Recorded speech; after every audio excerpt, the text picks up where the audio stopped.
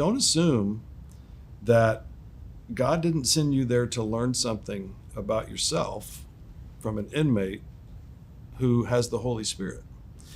Listen, if people get saved in prison, then they have the Holy Spirit, which means God's speaking to them, working through them, equipping them. And there's been more than once that I've gone into a facility and had a Christian man who's wearing blue, come up to me and speak prophetically over my life.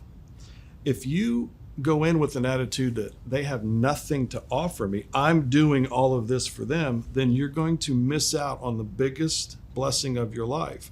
And that's what a lot of people do. And I'm not even criticizing them for that. That would be an obvious thing.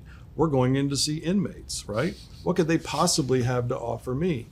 But if they're Christians now, then God might speak through them to heal a part of your heart. That's where pride comes in.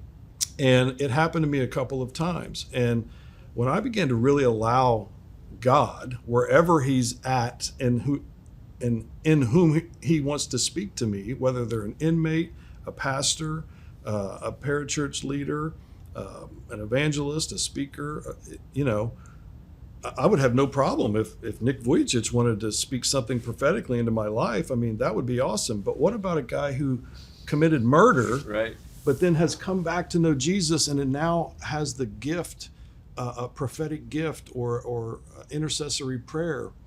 Am I giving him credibility? Because that's where the rubber meets the road. Do you believe the gospel or not? Can God change a man's heart on the inside?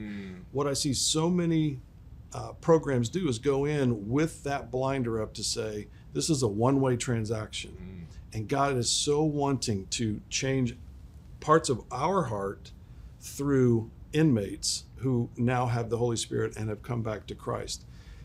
That is the biggest blind spot.